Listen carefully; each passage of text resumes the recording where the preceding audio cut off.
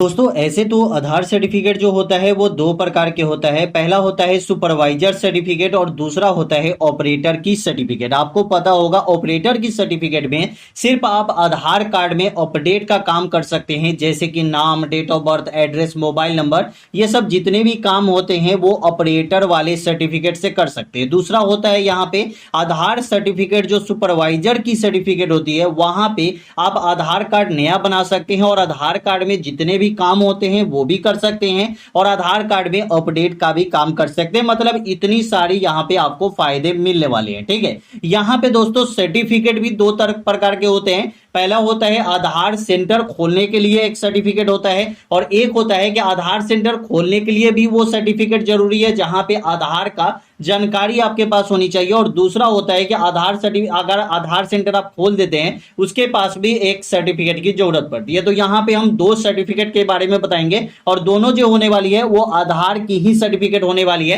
पहला यहाँ पे हम बात करने वाले हैं एनएसईआईटी के तरफ से जो सर्टिफिकेट मिलती है, जिसका सिंपल आप यहाँ पे देखेंगे एनएसईआईटी के तरफ से यहां पे आपका फोटो लगा होता है और यहां पे आप देखेंगे तो सर्टिफाइड में आपका नाम रहता है। यहां पे आपका नाम रहेगा और उसके बाद सक्सेसफुल पास जो रहेंगे वो रहेगा और उसके बाद नीचे आपका लिखा रहेगा कि योर लेवल क्या है, मतलब आपका जो लेवल है वो क्या है, ऑपरेटर का लेवल है या सुपरवाइजर का लेवल है। मतलब कि आप यहां पे समझिए ऑपरेटर और सुपरवाइजर दोनों अलग नहीं होता है। ऑपरेटर और सुपरवाइजर एक ही होती है, लेकिन ऑपरेटर में आप अपडेट का काम कर सकते हैं और सुपरवाइजर में आप यहां पे नया आधार कार्ड भी बना सकते हैं और आधार कार्ड में अपडेट का भी काम कर सकते हैं। मतलब इतने सारे काम सिर्फ आप एक ही सर्टिफिकेट से कर सकते हैं और ये सर्टिफिकेट रहेगा तभी आप आधार सेवा केंद्र खोल सकते हैं। अब यहाँ पे आधार सर्टिफिकेट लेने के लिए आपको करना क्या पड़ता है कि आपको सबसे पहले आपको गूगल पे जाना है और गूगल पे जाने के बाद यहाँ पे आपको सर्च करना है आधार एग्जाम। ठीक है,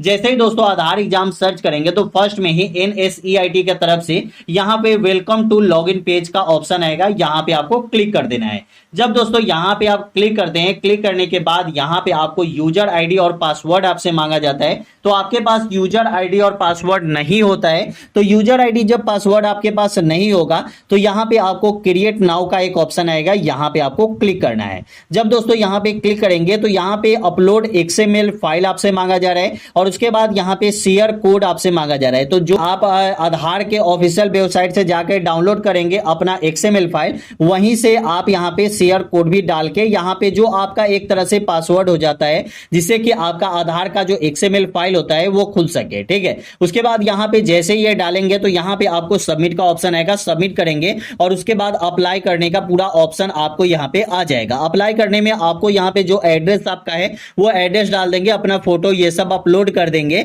उसके बाद यहाँ पे आपको सेंटर डिटेल्स आ जाता है, जहां पे आपको सिलेक्ट करना होता है सबसे पहले अपना स्टेट। तो जो भी आपका स्टेट है वो स्टेट आप सिलेक्ट कर लेंगे और उसके बाद होता है यहाँ पे आपका सिटी। ठीक है, तो जो भी आपका स्टेट और सिटी जो भी होगा वो सिलेक्ट कर लेंगे और उसके बाद यहाँ पे क्लिक हियर टू, यहाँ पे जो आपका व्यू स्लॉट जो होता है, जैसे कि कहीं आप जैसे कि पटना से है, मुजफ्फरपुर से है या दिल्ली से है या बम्बे से है, जहां से भी आप रहेंगे, जिस भी स्टेट से रहेंगे, तो आपके सिटी में कितने आधार सेंटर का एनएसईआईटी की तरफ से मतलब सेंटर बना हुआ है जहां पे आप एग्जाम दे सकते हैं, तो उतने सारे यहाँ पे रहते हैं। जैसे कि कहीं पे 10 स्लॉट बुक रहता है तो कहीं पे 2 स्लॉट खाली रहता है तो कहीं पे 5 स्लॉट। तो ऐसे आप यहाँ पे चेक कर सकते हैं। जैसे कि पहला में आपको स्टेट डालना होगा, दूसरा में सिटी डालना होगा। उसके बाद यहाँ पे देखिए जैसे ही सिटी डालेंगे उसके बाद यहाँ पे आपका आ जाएगा आपका टेस्ट सेंटर और उसके बाद डेट। अब दोस्तों दूसरा यहाँ पे आता है स्किल इंडिया के तरफ से जो आता है आधार सर्टिफिकेट, जो आप यहाँ पे सर्च करेंगे आधार स्किल इंडिया। ठीक है, यहाँ पे सिर्फ इतना ही सर्च करेंगे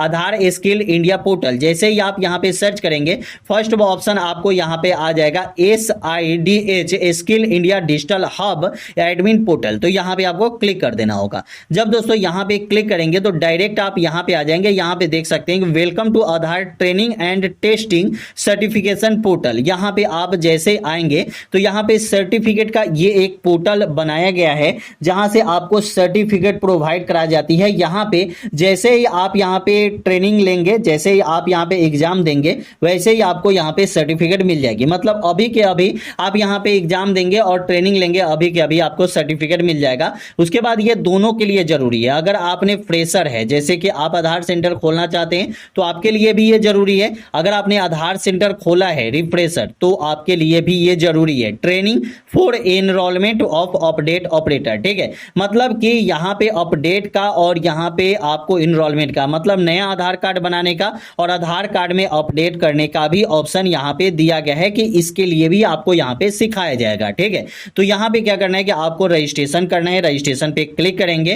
रजिस्ट्रेशन पे क्लिक करेंगे तो यहाँ पे देख सकते हैं कि आपका यहाँ पे 12th पास आउट होना अनिवार्य है। अगर आप इंटरमीडिएट पास आउट है तभी आप इस फॉर्म को भर सकते हैं, इसका रजिस्ट्रेशन कर सकते हैं, नहीं तो आप नहीं कर सकते। नहीं तो आपके पास ITI का सर्टिफिकेट होना चाहिए, नहीं तो आपके पास डिप्लोमा का सर्टिफिकेट होना चाहिए, तब जाके यहाँ पे आप अप्लाई कर सकते हैं। अगर आप यहाँ पे इंडियन पोस्ट पेमेंट बैंक की ID है, ठीक है, या आंगनवाड़ी में आप आशा वर्कर है तो 10th पास भी रहेंगे तो यहाँ पे अप्लाई कर सकते हैं। तो यहाँ पे चलिए, यहाँ पे नेक्स्ट वाले ऑप्शन पे क्लिक करते हैं। अगर आप 12th ग्रेजुएशन जो भी है तो आप यहाँ पे सेलेक्ट कीजिए। यहाँ पे देख सकते हैं UID कैंडिडेट रजिस्ट्रेशन, सिर्फ वही रजिस्ट्रेशन कर सकते हैं जो UID के सर्टिफिकेट चाहते हैं, ठीक है। तो यहाँ पे सॉल्यूशन पे क्लिक करेंगे।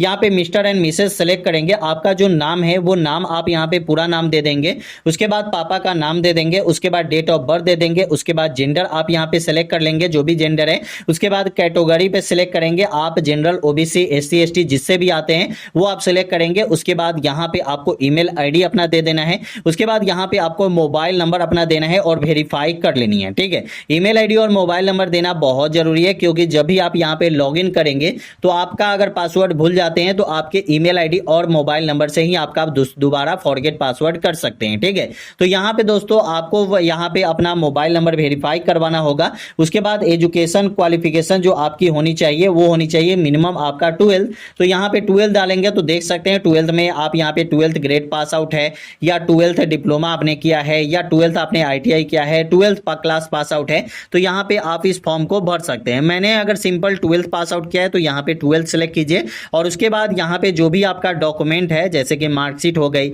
चाहे कोई भी 12th का डॉक्यूमेंट है, वो डॉक्यूमेंट आप यहाँ पे अपलोड कर सकते हैं, जिससे कि ये वेरीफाई हो सके कि आपने 12th पास आउट किया है। ज्यादातर मार्कशीट ही अपलोड करें, ठीक है, उससे बेटर होता है। यहाँ पे आपको रेसिडेंटल सर्टिफिकेट, आपको यहाँ पे एड्रेस डालना होगा।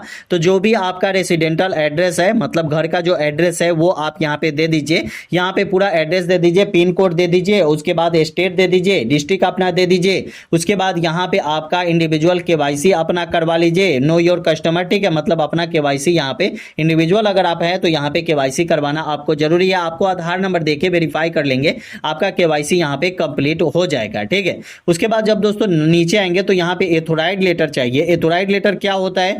तो अगर आप आधार सेंटर खोलना चाहते हैं तो आपके पास कोई ना कोई ऐसा दुकान होगा, जैसे कि डायरेक्ट तो आप आधार सेंटर नहीं खोलेंगे, ठीक है, आधार सर्टिफिकेट लेंगे तो आधार सर्टिफिकेट के लिए कोई ना कोई आपके पास दुकान है, क्योंकि फ्रेशर और रिफ्रेशर दोनों के लिए दिया गया है, ठीक है। तो अगर आपके पास CSC सेंटर है या कुछ भी सेंटर है, ठीक है, तो उसका आपको यहाँ पे पूरा ID आपको डालना होगा, ठीक है। यहाँ पे उनके मतलब जो हेड होंगे उसका भी यहाँ पे लेटर पैड पे यहाँ पे देख सकते हैं। तो ये एथोराइड लेटर है, ये यहाँ पे आपको पूरा भरना होगा, जैसे कि आपका जो नाम है वो दे देंगे, आपके पापा का जो नाम है वो दे देंगे, डेट ऑफ, यहाँ पे एड्रेस, अपना आधार कार्ड नंबर दे देंगे। उसके बाद यहाँ पे जो भी आपका रजिस्टर्ड कोड है, जैसे कि आपने CSC सेंटर खोला है तो CSC सेंटर का कोड दे देंगे। अगर आपने इंडियन पोस्ट पेमेंट बैंक की ID, आपने BC ID लिया है, उसका कोड दे देंगे। यहाँ पे नाम और कोड दे देना है। उसके बाद RO का नाम वहां का दे देना है और उसके बाद यहाँ पे आपको दुकान का मोहर, रजिस्टर्ड मोहर यहाँ पे देना है, ठीक है।